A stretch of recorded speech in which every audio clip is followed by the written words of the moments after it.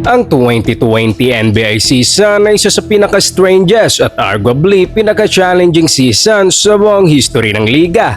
Nagsimula ito tulad sa isang normal na season, with the preseason tipping off noong September 2019. Pero walang nag-aakala na aabot ito hanggang October 11, 2020. 377 days later, kaya ito ang pinakamatagal na NBA season never recorded. Pero hindi lang haba ang naging issue dito.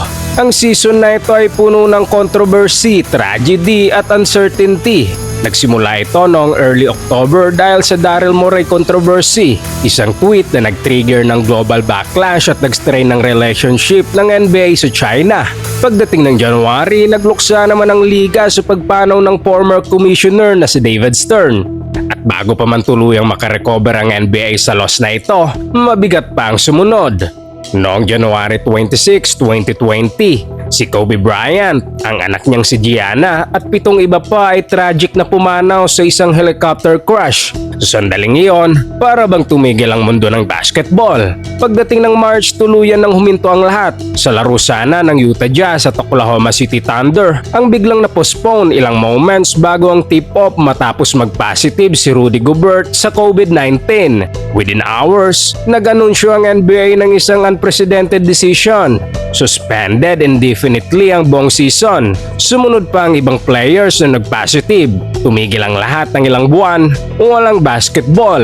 Ang mga fans ay naiwan na lang sa pagbalik tanaw sa mga lumang laro at documentaries tulad ng The Last Dance. At hindi malinaw kung kailan o kung babalik pa ba ang season. Pero eventually, bumalik ang pag-asa. Late May, inannounce ni NBA Commissioner Adam Silver ang isang bold plan na ipagpapatuloy ang season sa loob ng controlled environment sa Walt Disney World sa Orlando. Ito ang tinawag na NBA Bubble, isang closed campus setup, walang fans, strict health protocols, constant testing at complete isolation mula sa outside world. Pag-usapan natin ang 2020 NBA season. Matapos ang championship ng Toronto Raptors noong 2019, pumasok ang NBA sa isa sa pinaka-wild na off-season sa recent memory. Sa gitna ng ito ay ang Finals MVP na si Kawhi Leonard. Ang kanyang pre-agency decision ay literal na hawak sa leeg ang buong liga, na lahat ng teams at players ay naghihintay sa magiging desisyon niya. At doon siya gumawa ng malaking hakbang nang lumipat siya sa Los Angeles Clippers at sinama pa si Paul George sa isang blockbuster trade. Kapalit nito, napunta sa Oklahoma City Thunder si Shai Gilgeous-Alexander kasama ang napakaraming draft picks. Hindi naman nagpahuli ang Lakers matapos ang months of pursuit at nabuo ang deadly duo nila ni LeBron James. Sa Brooklyn, nagsama sina Kevin Durant at Kyrie Irving kahit na si Durant ay expected na mamimiss ang buong season dahil sa Achilles injury. Samantalang si Russell Westbrook ay na-trade papuntang Houston kung saan nag-reunite sila ni James Harden.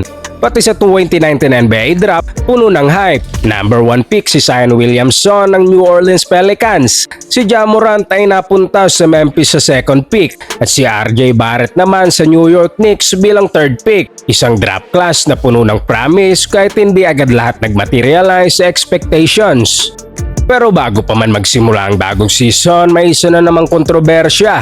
Ang tweet ni Daryl Morey na sumusuporta sa Hong Kong protest ay nag-trigger ng global backlash. Mabilis na nag-react ang China nang putulin nila ang kanilang partnership sa NBA. Tinigil ang pagbo-broadcast sa mga laro at umabot umano sa hundreds of millions ang nawalang revenue ng NBA. Maraming kritisismo mula sa owners, players at pati si LeBron James ay nagbigay ng comments sa issue. Pero eventually nang magsimula na ang games, unti-unting bumalik ang focus sa basketball.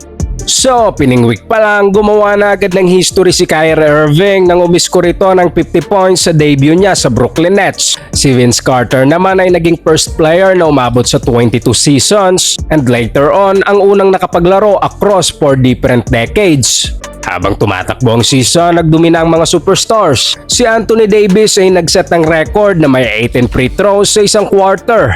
Si James Harden naman ay nagpuslo ng 24 straight free throws without a miss.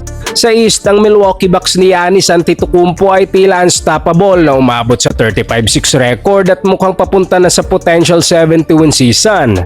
Sa West, agad na nag-click ang Lakers. Perfect ang LeBron-AD partnership at mabilis silang umakyat sa tuktok ng conference. Pero habang nasa momentum ang season, isa na namang tragedy ang dumating. Noong January 1, 2020, pumanaw si former NBA Commissioner David Stern sa edad na 77. Dito naglagay ng black stripes ang lahat ng teams sa jersey nila bilang tribute sa kanya. At makalipas lang ang halos isang buwan ay may dumating na namang mabigat na pangyayari. Noong January 25, nalampasan ni LeBron James si Kobe Bryant sa NBA all-time scoring list sa isang game sa Philadelphia na isang historic moment sana. Pero 12 hours lang ang lumipas, nangyari ang hindi naasahan. Si Kobe Bryant, ang anak niyang si Gianna at 7 iba pa ay namatay sa isang helicopter crash sa Calabasas, California. Dito tumigil ang mundo ng basketball at lahat ay nagluksa. Sa mga sumunod na araw, ramdam na ramdam ang bigat ng pagkawala ni Kobe Bryant. Ang mga players nagbigay ng emotional tribute sa kanya. Ginawa nilang 24-second at 8-second violations para i-represent ang jersey numbers ni Mamba. Ang Lakers versus Clippers game na nakaschedule sana ay na-postpone. Na imbes laro, ang Lakers ay nagkaroon ng tribute sa Staples Center. Maraming speeches, kasama dito si Michael Jordan na talagang dumurog sa puso ng basketball world. Nagkaroon din ng changes ang liga bilang pag-alaala kay Kobe. Pinalitan ng All-Star Game MVP Award at in honor sa pangalan niya. Sa 2020 All-Star Game, nag-introduce ang NBA ng bagong format para sa tribute at target scoring ending.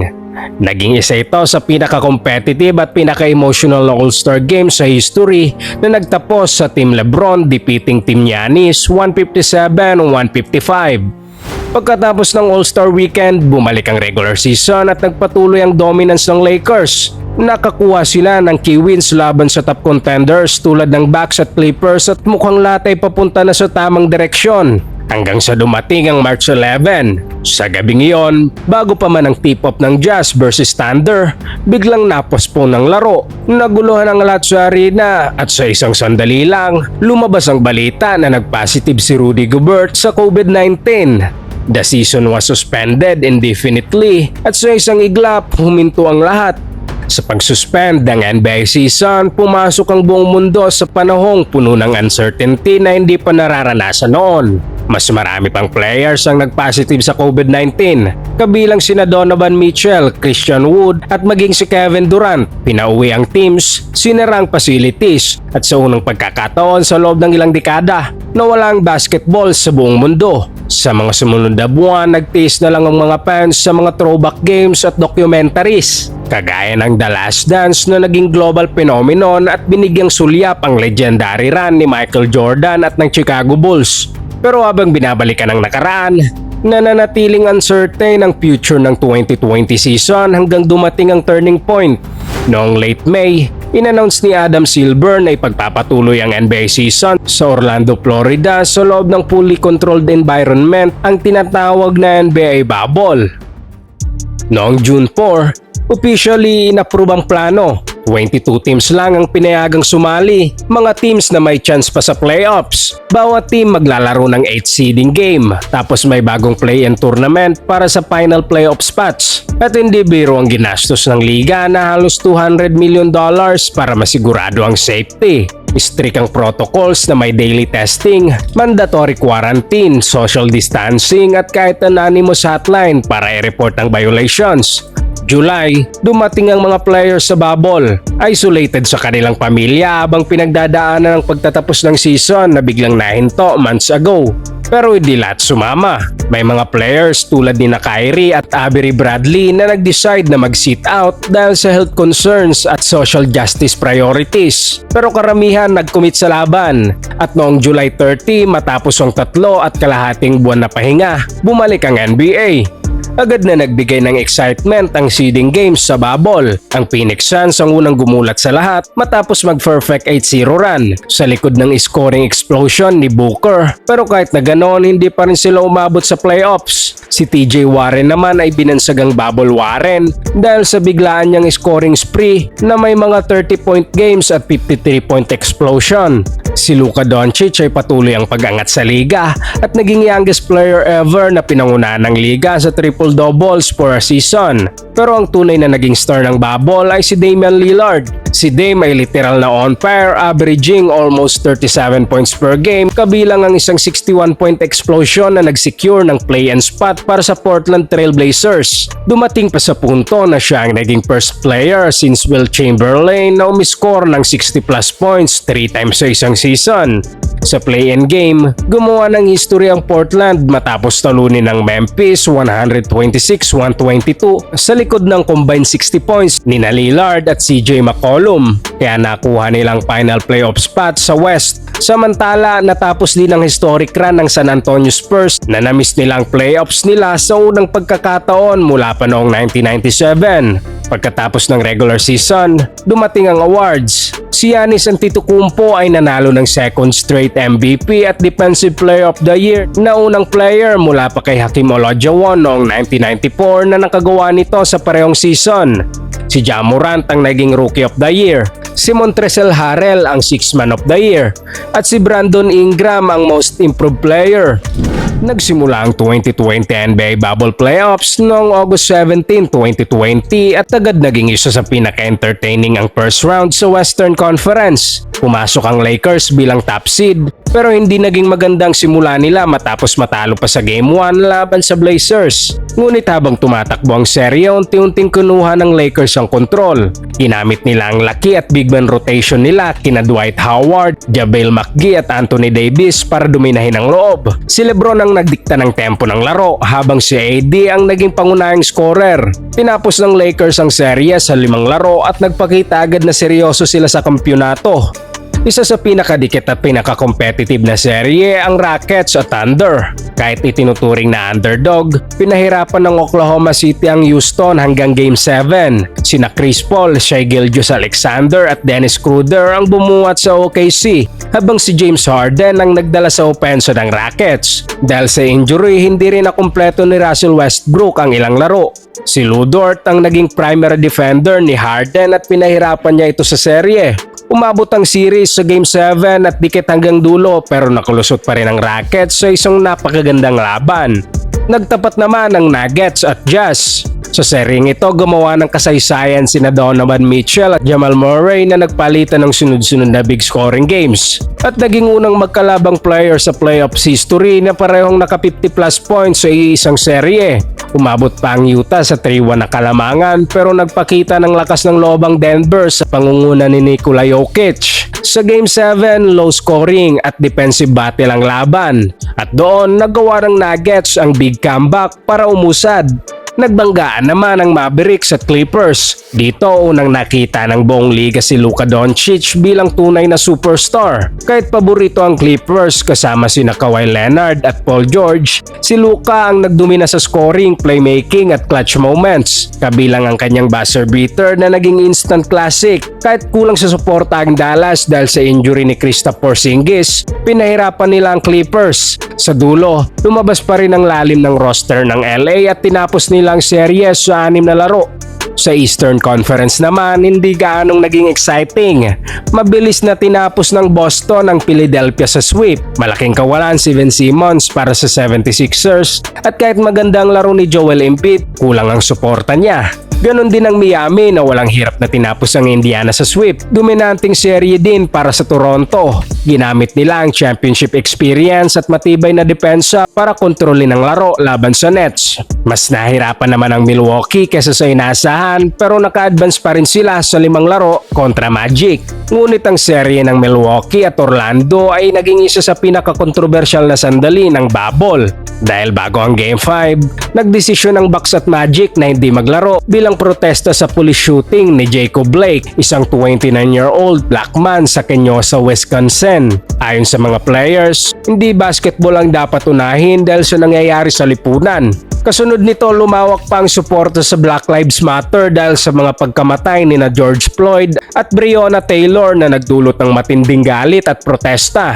Naglagay ng BLM logo sa NBA courts at nagsuot ng shirts ang mga players bilang simbolo ng pagkakaisa. Pagkatapos ng shooting kay Jacob Blake, nag-boycott ang mga teams at sumali sa protesta laban sa police brutality. Dahil dito, pansamantalang huminto ang NBA playoffs at nagkagulo ang buong bubble season na nagkaroon ng konsultasyon kasama sina Barack Obama at Michael Jordan tungkol sa kung itutuloy pa ang season, pero sa huli, muling nagpatuloy ang NBA.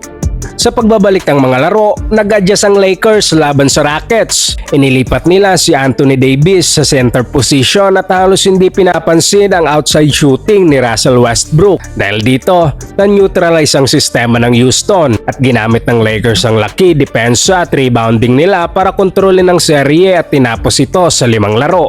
Nuggets versus Clippers sa second round. Isa ito sa pinakamalaking comeback sa kasaysayan ng NBA. Muling nabaon ng Nuggets sa 3-1 at tila kontrolado na ng Clippers ang serye, pero unti-unting nagbago ang momentum. Sina Jamal Murray at Nikola Jokic ang nagdala sa Denver sa sunod-sunod na panalo hanggang sa Game 7. At sa huli, tuluyang bumagsak ang Clippers sa pressure at na-eliminate. Malaking upset naman ang ginawa ng Miami laban sa Milwaukee. Ginamit nila ang defensive wall laban kay Giannis at napilitan siyang maglaro sa labas ng kanyang comfort zone. Dahil walang maasahang perimeter shooting ang Bucks, mas naging epektibo ang Heat na pinangunahan ni Jimmy Butler. Dikit naman ang serye ng Boston at Toronto na umabot sa Game 7. Ginamit ng Raptors ang kanilang championship experience pero mas naging kalmado at clutch ang Celtics sa mga huling sandali. Lalo na si Jason Tatum kaya sila ang nakalusot. Sa Eastern Conference Finals, naging dikit at depensibong laban ang Miami at Boston. Pero dito lumabas ang clutch performances ni Jimmy Butler at Bam Adebayo. Sa huli, pinabagsak ng Miami ang Celtics ni Jason Tatum at Jaylen Brown para tumungo sa NBA Finals. Sa Western Conference Finals naman, kontrolado ng Lakers ang serye. Si Anthony Davis ang nanguna sa scoring habang si LeBron James ang nagdikta ng laro mula sa umpisa hanggang dulo. Sina Dwight Howard at JaVale McGee ang nagpahirap kay Nikola Jokic at tinapos ng Lakers ang serye sa 5 laro para makapasok sa NBA Finals. Sa NBA Finals, nagharap ang Lakers at ang Miami Heat. Pero agad naging problema para sa Miami ang injuries. Naunang nawala si Goran Dragic dahil sa Achilles injury at sumunod si Bam Adebayo na na-sideline rin.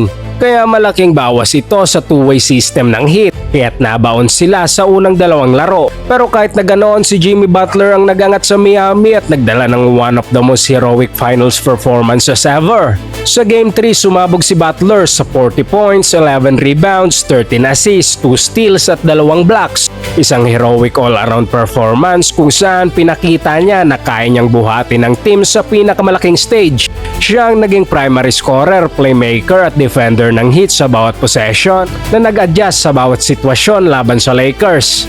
Sa Game 4, muling binawi ng Lakers ang victory. Sa kabila ng brilliance ni Butler, mas malalim at mas malakas talaga ang Lakers. Sina LeBron James at Anthony Davis ang nagkontrol ng series, habang sina Dwight Howard at JaVale McGee ang nagbigay ng interior defense at rebounding advantage. Sa Game 5, nagkaroon pa ng classic duel sina Butler at LeBron. Parehong nag-deliver ng elite performances sa clutch moments kung saan nasilat ng Miami ang panalo. Pagsapit ng Game 6, kinumpleto na ng Lakers ang trabaho. Si LeBron ang nag-finance ng championship run, pinangunahan ng offense at kontrol ng tempo hanggang sa final buzzer, habang si AD ay naging dominant sa both ends. Tinapos ng Lakers ang series at kinoronahan bilang 2020 NBA champions, kasama si LeBron James bilang finals MVP. Sa kabila ng pandemya, protest at pinakamahirap na kondisyon sa kasaysayan ng NBA, nagpakita ng resilience ang liga. Ang Lakers ang naging simbolo ng dominance at adaptability. Sa huli, ang 2020 season ay hindi lang tungkol sa basketball. Ito ay tungkol sa survival, unity at legacy sa pinakamahirap na panahon. Huwag kalimutang mag-like at subscribe para sa mas marami pang sports kwento.